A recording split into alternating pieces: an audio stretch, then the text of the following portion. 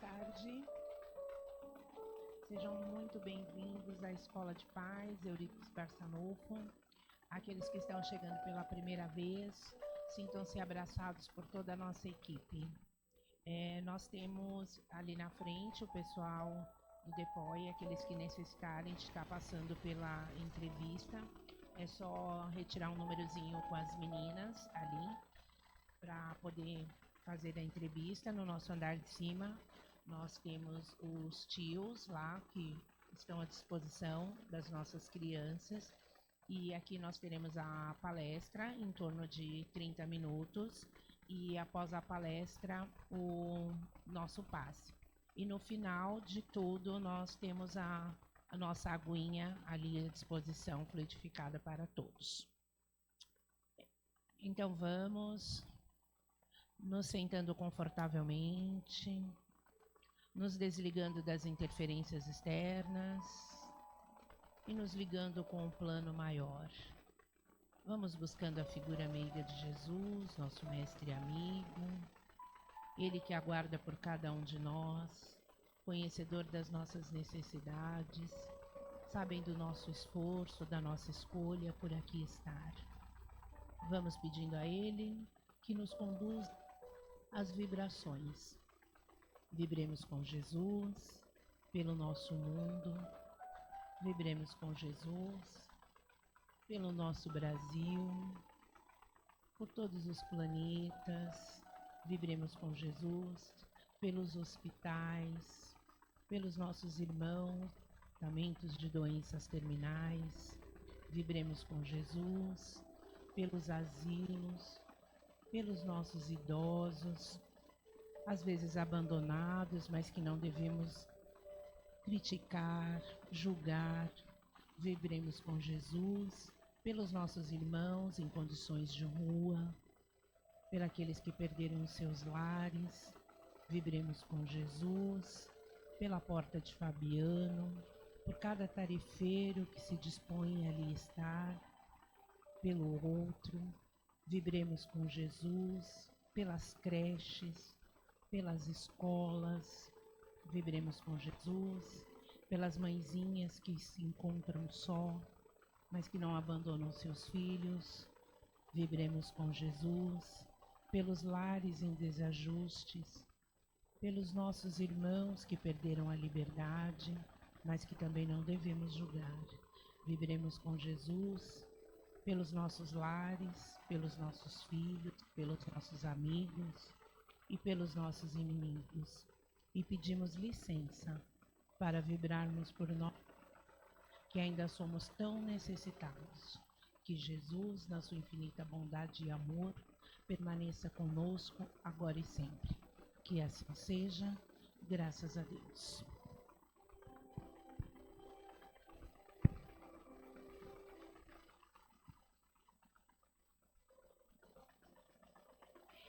Hoje nós estamos iniciando o mês de setembro, e nós vamos estar com a nossa palestra com o tema Encruzilhadas da Vida, você decide. E o nosso enfoque, a vida é feita de escolhas. Vamos receber com muito carinho o nosso expositor, Adalberto Coelho.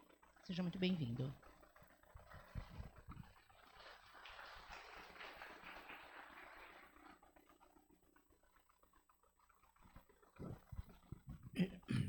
Boa tarde a todos.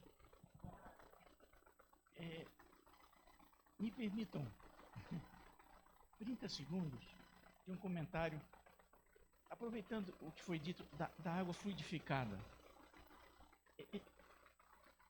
Eu tive um amigo chamado Joaquim Alves.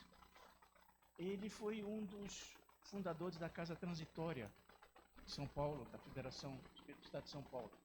Ele era muito amigo do Chico, porque ele era publicitário, e os primeiros livros do Chico, ele que fazia a capa. A gente vê o livro, mas a arte da capa era esse senhor que fazia. E numa das vezes nós fomos visitá-lo, ele morava em Higienópolis, São Paulo, e eu abri a geladeira para tomar água. Quando eu abri a geladeira, eu senti um odor de rosas vindo da geladeira. falei, Jô, o que você fez aqui? Quebrou um perfume dentro da geladeira? Ele disse, não, cara. Semana passada eu estive com o Chico. Certo? E antes de voltar aqui para São Paulo, ele me deu uma água fluidificada pela Sheila. Então o odor das rosas é da fluidificação da água, que ela feita pelo Chico. Eu disse, pô, eu posso tomar? Não, essa água é para mim mesmo. Volto, a água fluidificada é um elemento muito importante. Ela é parte, complemento dos passes que a gente toma. E muitas vezes a espiritualidade pode, como se diz, customizar aquela água especificamente em função das necessidades dele. É por isso que ele falou para mim, não, cara, essa água você não pode tomar. Essa água foi feita, certo, em função das minhas necessidades. Eu sempre me lembro desse fato para destacar que muitas vezes a gente pensa, não, a água é um elemento importantíssimo. Se nós formos ler O Nosso Lar, do André Luiz, você vai ver lá que tem um departamento, um setor só para fluidificar a água do nosso lar. Então, a água fluidificada é um complemento extraordinário na nossa ajuda. No passe que a gente recebe, é como se fosse a outra face da moeda. Né? Bem, era um comentário que nós queríamos fazer. Né? Bem, o nosso tema é Encruzilhadas, Você Decide. Eu acredito que todos que estão aqui já passaram por encruzilhadas. Ou seja, situações na vida onde você tem que escolher um caminho. Que roteiro fazer? Que opção tomar?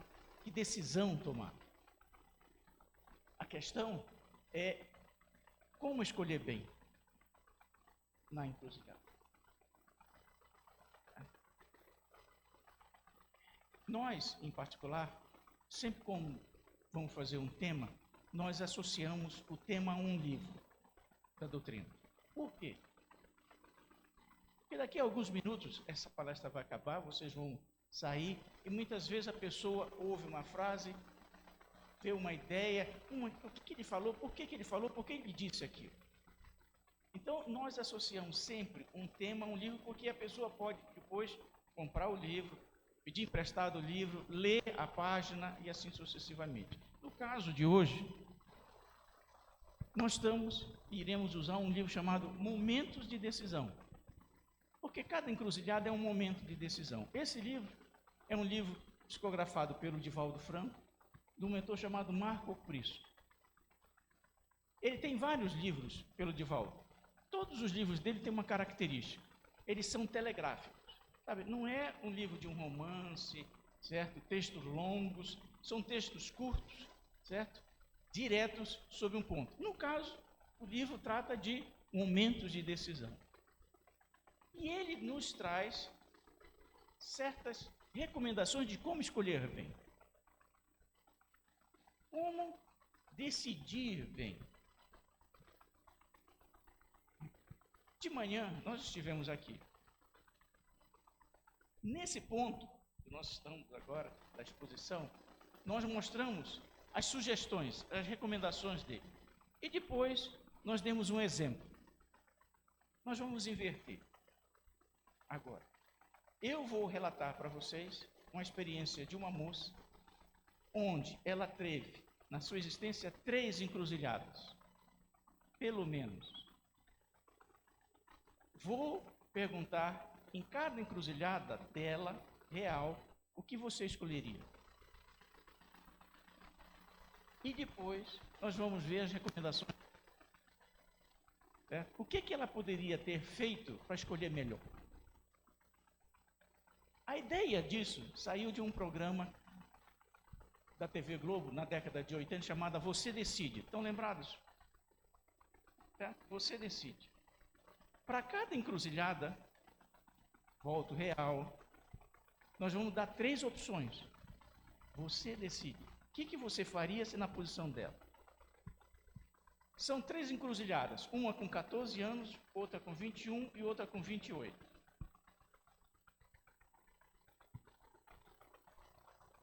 Volto, hein? São encruzilhadas difíceis. Decisões, às vezes, que marcam a existência. Essa moça, ela era filha única de um casal interior de Minas. Com 7 para 8 anos de idade, ela perde o pai. Então fica órfã de pai, certo? Com a mãe. Depois de mais ou menos de 2, 3 anos em que o pai vinha a falecer, a mãe dela casa-se de novo. Portanto, ela já tinha os seus 10, 12 anos de idade, ela passa a ter o padrasto dentro de casa. Mais ou menos com seus 13, 14 anos, ela passa a ser assediada pelo padrasto.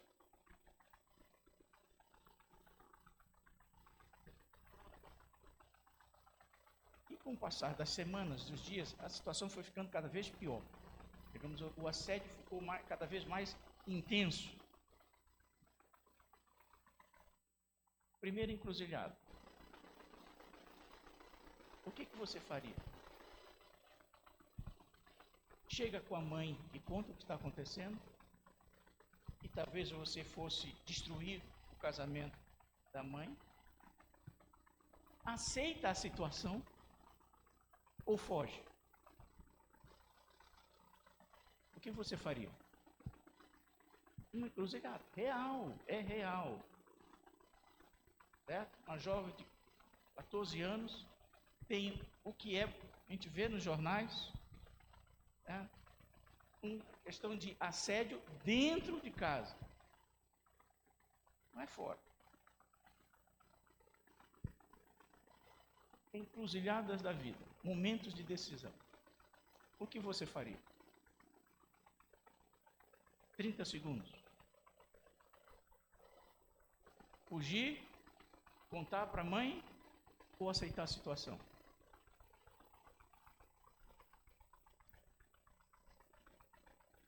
Ela decidiu fugir.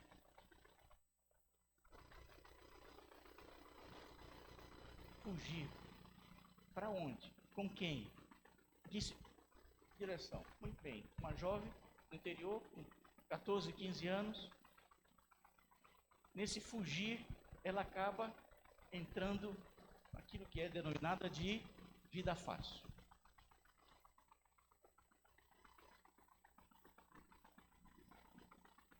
Fora da cidade em que ela tinha nascido. Ela fica nessa vida durante 5, 6 anos, mais ou menos. Quando ela está com mais ou menos 21, 22 anos de idade, ela conhece um homem, um senhor, no local em que trabalhava. Ele repetidamente vinha, toda semana, se encontrar com ela. Até que um certo dia ele disse, o senhor, que tinha mais ou menos mais de 20 anos de idade em relação a ela, disse, olha, eu estou apaixonado por você. Eu quero que você fique comigo. Mas só que ele foi franco, olha, eu sou casado, tenho 2 filhos, quase da sua idade, mas estou perdidamente apaixonado por você e quero você que fique do meu lado. Segunda encruzilhada. O que você faria? Aceitaria a situação? Fugiria? Certo? Ou negaria? O que você faria? Entendeu? Certo? De repente, não mais que de repente, ela encontra um ser, poderia dar para ela todo o apoio, casa, comida, tudo, mas a custa talvez de outras pessoas. O que você faria? Encruzilhado. E aí?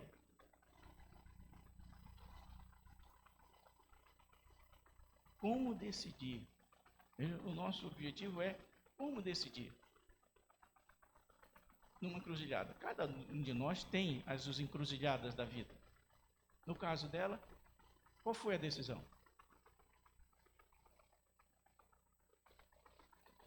Aceitar a situação e se transformar numa amante? Fugir ou negar? Ela escolheu, pela segunda vez, fugir.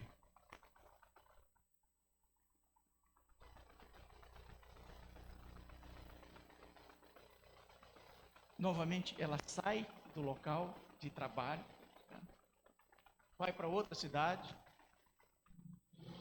continua na mesma vida, e passado 2, 3 anos, ela retorna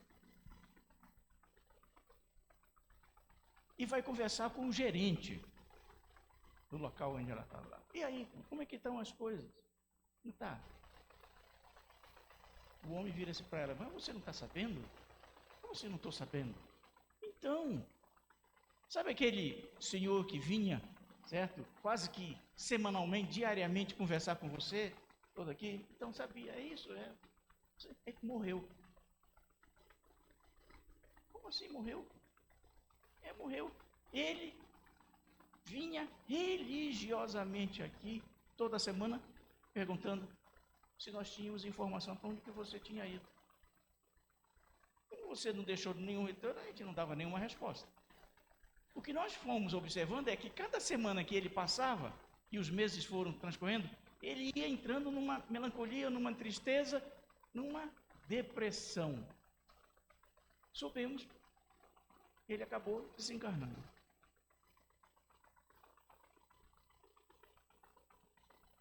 Quando ela ouviu isso, ela entrou em depressão.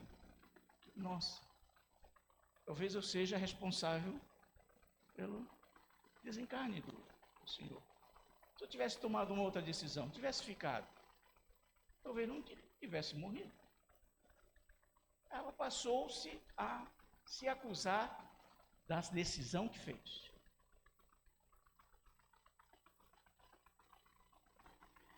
E isso, digamos assim, desequilibrou ela totalmente. Ela passou a usar drogas e essas coisas todas. Passado alguns meses, ela foi pega.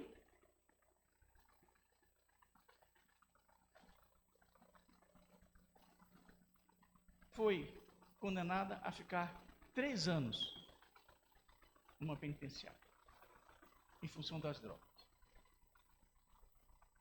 Já tinha seus 22, 23 anos de idade, ficou lá 3, 4 anos e saiu em torno dos seus 27, 28. Saiu, não sabendo para onde ir, que direção tomar, o que fazer da vida.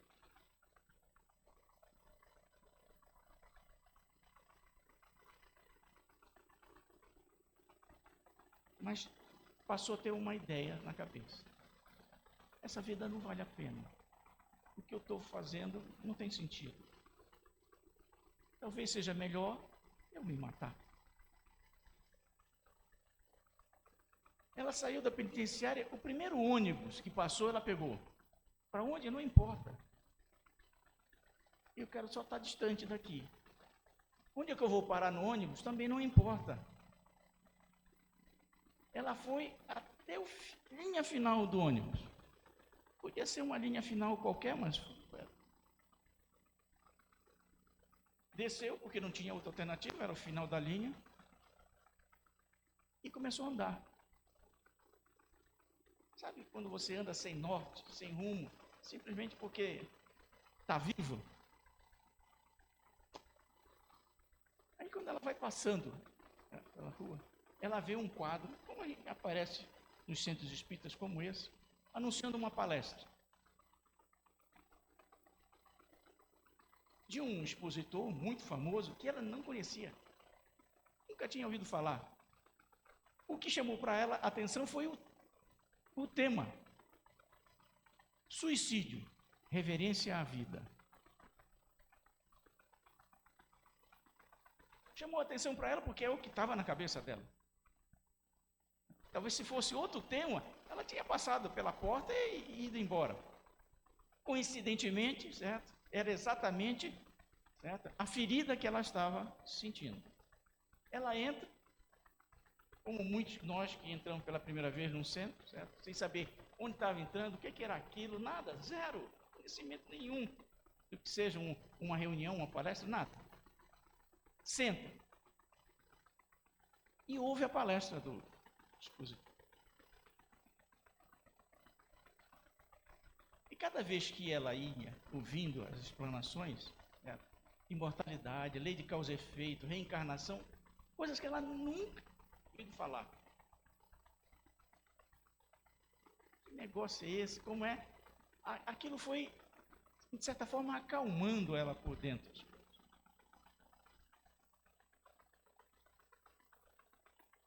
Até que quando terminou a palestra, ela disse, eu preciso falar com esse homem. Termina a palestra, certo? Várias pessoas vão falar com o expositor.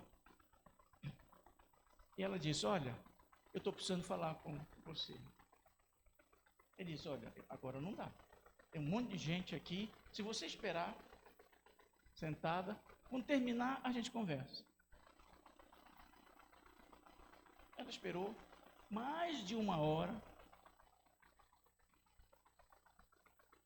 e foi falar com o expositor. E falou para ele exatamente o que eu acabei de explanar para vocês, a vida dela. Olha, eu cheguei aqui, certo, sem saber o que é isso aqui, certo? Mas estava fixa que o caminho era eu me suicidar. E ela diz, olha, as suas palavras mudaram, mas eu não sei o que fazer. Eu não sei que caminho tomar. Não sei que rumo. O que você sugere?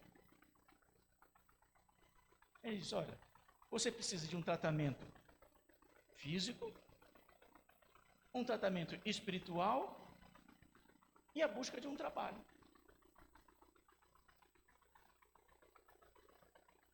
Ele disse, olha, eu não sou daqui, estou fazendo uma palestra, passando por aqui, mas vou conversar com a presidente da casa.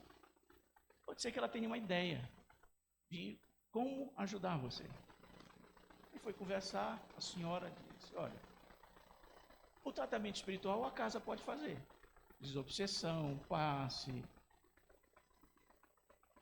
O trabalho, eu tenho muitas relações na cidade. Nós podemos encontrar alguma atividade que ela possa fazer. Agora, morar onde? Ela disse, olha, eu conheço uma edícula. Se ela se dispor a morar na edícula por algum tempo, tudo bem.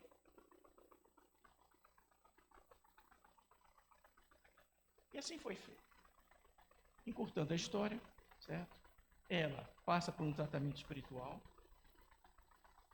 passa por um tratamento médico e passa a trabalhar. Os meses continuam, os anos continuam. Depois de 3 anos em que ela estava nessa situação, ela passa a conhecer dentro do centro espírita um rapaz, mesma idade, tal, afinidades, conversa daqui, trabalhos ali, certo? Depois de algum tempo, o rapaz vira-se para ela e diz, olha, eu estou apaixonado por você. Você quer constituir família comigo? Terceira encruzilhada. Contar toda a minha vida para ele e talvez me perdê-lo? Não contar e concordar ou fugir? O que você faria? Olha, de repente, não de repente, cai na sua vida o príncipe encantado. Tudo aquilo que você imaginou estava ali, mas e a minha vida passada? Será que ele vai aceitar? Será que ele vai entender? E se ele não entender, eu perco a oportunidade? Não é melhor não contar? Ou é melhor fugir?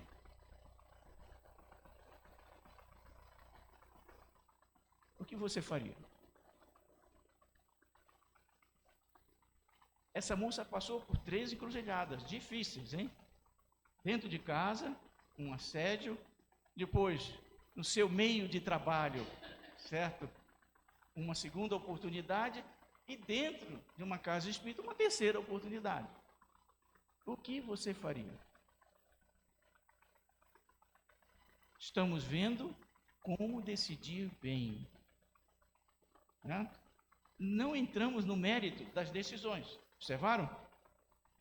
Olha, ela podia ter feito aquilo, podia ter feito aquela opção, certo? Relatamos as opções que ela viu. E ela viu. E aí? Então, o nosso tempo está acabando. E aí? O que você faria?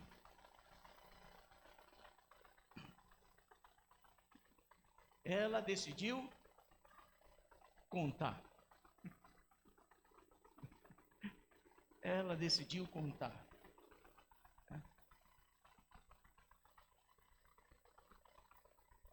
Relatou tudo, tinha assim, os percalços da vida. E foi, de certa forma, uma prova do amor do rapaz. Se ele efetivamente gostasse, amasse e ia aceitar, certo? Ela, da forma, pelos caminhos que teve. E efetivamente assim fez. Se casam. E ainda tem uma extensão da nossa história, mas deixa mais para trás, mais para frente. Como decidir bem? Como decidir bem? Essa questão. O que fazer para você, pelo menos, ter visão do que fazer? Porque às vezes a gente está num encruzilhado, que é um estado de tensão, a situação que está sendo revolta, uma tensão dentro da casa, uma tensão dentro do seu trabalho, certo? Você está tensionado. Quando a gente está sob tensão, raramente a gente raciocina devidamente. Então, o que fazer? É aí que entra o nosso amigo Marco Prisco. A primeira coisa que ele diz, olha, nós deveríamos parar para orar. Por quê? É uma ação religiosa? Não, cara.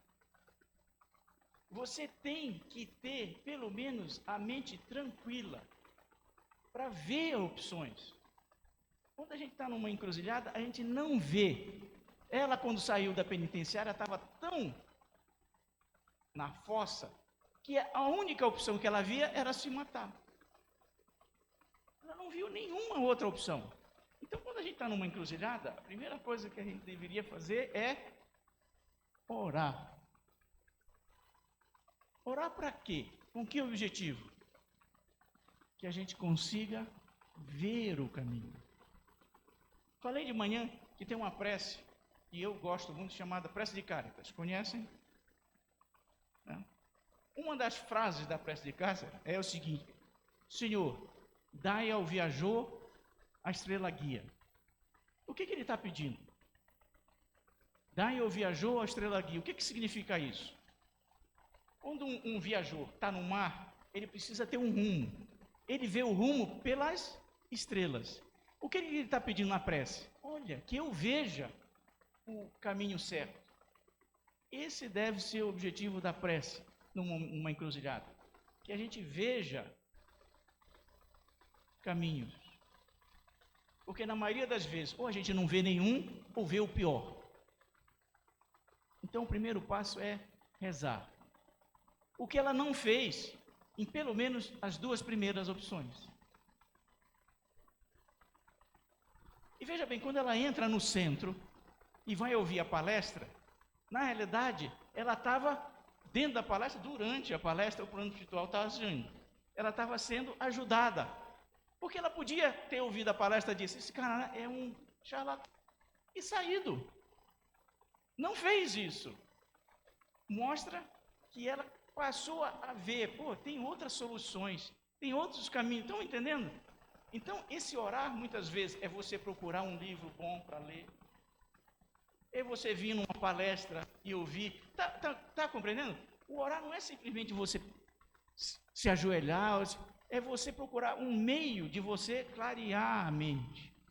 Conversar com alguém que é positivo, que é incentivo. Tá compreendendo? De alguma maneira, você se interligar com algo positivo, que permita você ver opções. O segundo passo, ponderar, discernir, ou seja, você vendo as opções, quais aquelas que podem ter impacto menor de sofrimento, de dor, de perda na minha existência. Mas se eu não tiver o primeiro passo, o segundo não existe. E terceiro, obviamente que você tem que escolher o caminho que ela fez. Tá?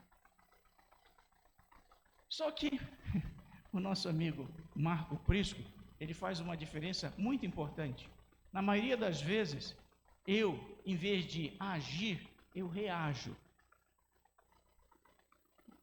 Pensa entre agir e reagir. Agir e reagir. Reagir é quando você recebe um pisão no pé, pisa no outro pé do outro. É reação.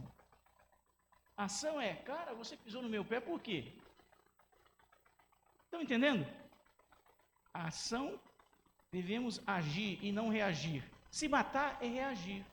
Ela estava reagindo quando saiu da penitenciária, reagindo ao seu sofrimento. Agir o que é? Era procurar uma ajuda. Estão compreendendo? Nós, na maioria das vezes, reagimos. Reagimos de forma impulsiva, reagimos de forma neurastênica, certo? Impensada. Reagimos e deveríamos agir. Os nossos grandes débitos de vidas passadas vêm disso. Né? Matamos, cruciamos, detonamos o outro, reagimos àquilo que chegou a gente.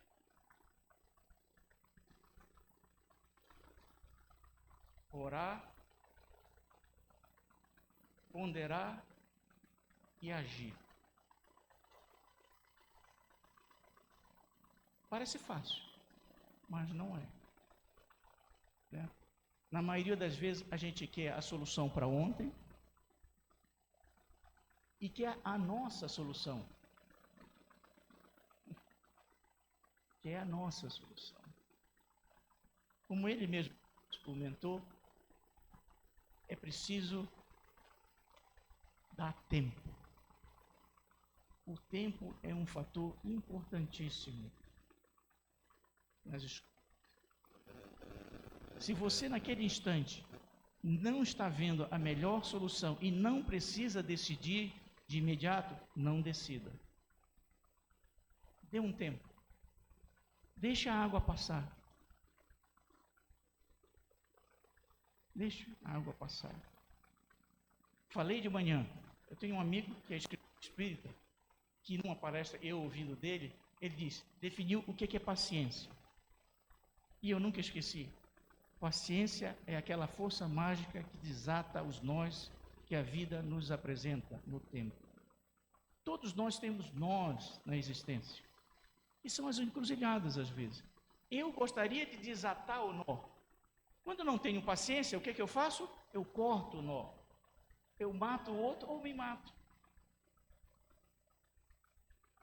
A ciência é aquela força mágica que é a fé, que faz com que a gente desate os nós que a vida nos apresenta.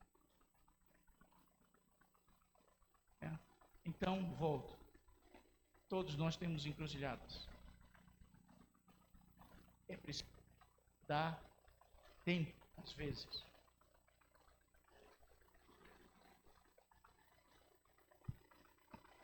E para finalizar o nosso exposição, mês passado, nós estávamos vendo um depoimento de um ator espanhol. Ele tinha acabado de ganhar um prêmio. Ele terminou o agradecimento usando essa frase que está por último, e é de um escritor espanhol chamado Miguel de Cervantes. Sobre o tempo, ele diz: O tempo costuma dar doces saídas a muitas amargas dificuldades. O tempo costuma dar doces saídas a muitas amargas dificuldades. Às vezes, as nossas encruzilhadas são as amargas dificuldades. Se eu não der tempo para o Cristo me ajudar, o plano espiritual me ajudar, certo? Aquilo vai ficar ainda mais amargo. É preciso dar tempo. O tempo costuma dar doces saídas para muitas amargas dificuldades. Então, se você está com uma encruzilhada e as opções que você está vendo não são as melhores, e você não precisa decidir naquele instante, não decida naquele instante. Dê um tempo. Pode ser que no dia seguinte as coisas mudem. Mude para você, mude as circunstâncias, e aí você vê a solução. Não se precipite. A maioria dos nossos resgates nas nossas vidas presentes vem de sermos precipitados nas nossas vidas passadas. Decidirmos de forma precipitada, inconsequente, antes do tempo. Ficou claro? Vejam o livro do nosso amigo, Momentos de Decisão. Momentos de decisão. Tem lá muito mais do que nós falamos aqui. Nos vemos no futuro.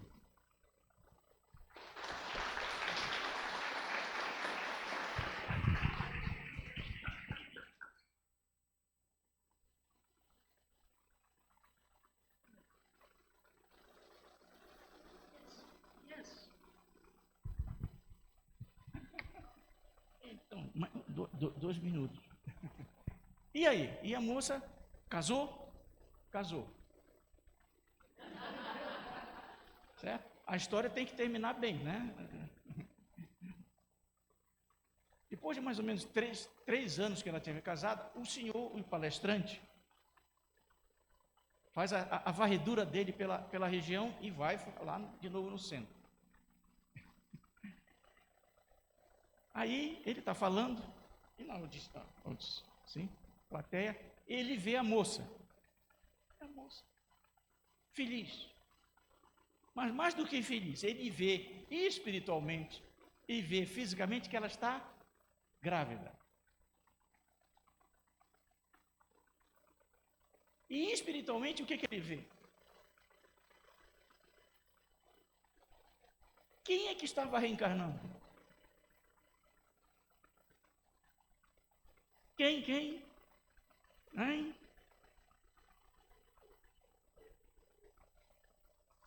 Aquele homem que tinha falecido de depressão. A gente parece cai do céu, não cai do céu, cara.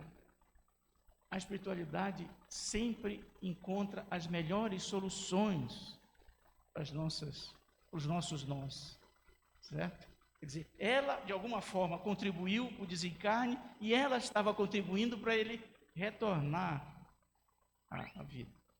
Então, é mais um exemplo que a gente não está ligado, a gente não é um número, certo? Tem um acompanhamento, tem uma ajuda. Na primeira oportunidade que a vida oferece, ela nos dá um retorno do melhor caminho. Normalmente como mãe, filho e assim sucessivamente. Certo?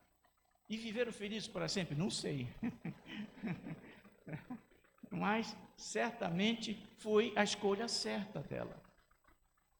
Certo? Porque ela teve, depois de 2, 3 anos, ela abriu as cabeças dela. Pô, certo? A melhor seria eu contar realmente para ele, certo? E não fugir. Ela podia ter fugido de novo. Certo? Está nesse sentido. Como a gente fala daquele orar, não é aquele orar simplesmente. É você participar de atividades que permitam que você melhore a cabeça, certo? Ler, ouvir música, ver um filme, sair. Tá um meio para você ter uma forma de entendimento mais clara. Aí você vai, às vezes naturalmente, vai ser natural, ver a solução melhor. Mas tem trabalho por trás.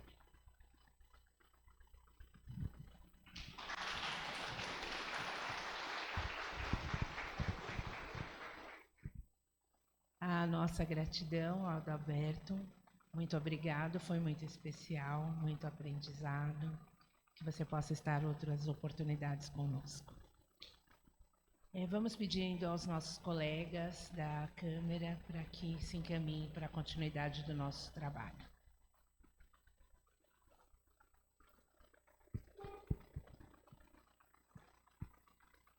Nós temos aqui uns recadinhos.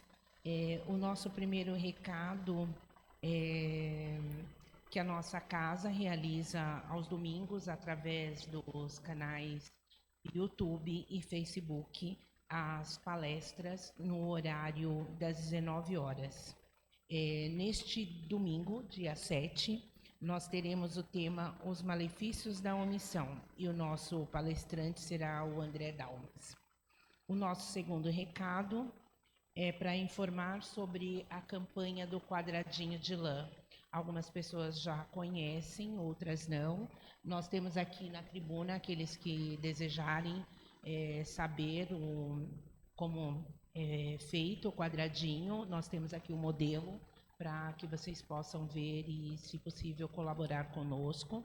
E a casa também está aceitando, se possível, novelo de lã, tá? Aquelas pessoas que puderem estar doando novelo de lã, será muito bem-vindo, tá? E agulha de crochê, tricô e etc. Tudo que colabore aí para a construção do nosso quadradinho.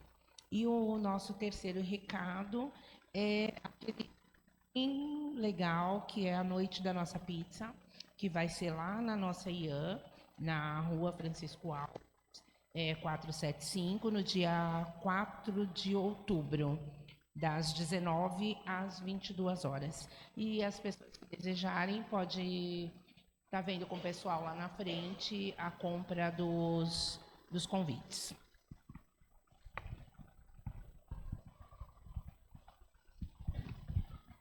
E a nossa próxima palestra, no dia 13, o nosso tema é Justiça das Aflições, e o nosso enfoque é a doutrina é consoladora. E o nosso expositor é o Amarildo Gasparim. Então vamos novamente, nos sentando confortavelmente, imaginando Jesus com os braços abertos, nos aguardando. Ele que sabe das nossas necessidades, sabe que aqui estamos em busca de nos melhorarmos, que nós possamos, por intermédio do nosso mentor e amigo, estar ligados a esta casa, a esta tarefa, por intermédio do Evangelho no Lar, que a prece possa estar conosco, nos confortando, nos dando a direção necessária nas nossas dificuldades, nas nossas encruzilhadas, como muito bem colocado. Que nós tenhamos durante toda a semana a oportunidade de refletir sobre esse ensinamento, que ele possa tocar os nossos corações a fim de que nos modifique. Que Jesus, na sua infinita bondade e amor, permaneça conosco por intermédio dos nossos mentores, dos mentores desta casa. Tenhamos a certeza de que não estamos sós e que a fé, a oração, nos impulsiona sempre ao melhor caminho. Que Jesus permaneça conosco, agora e sempre, que assim seja, graças a Deus. Um excelente final de semana para todos, fiquem com Deus.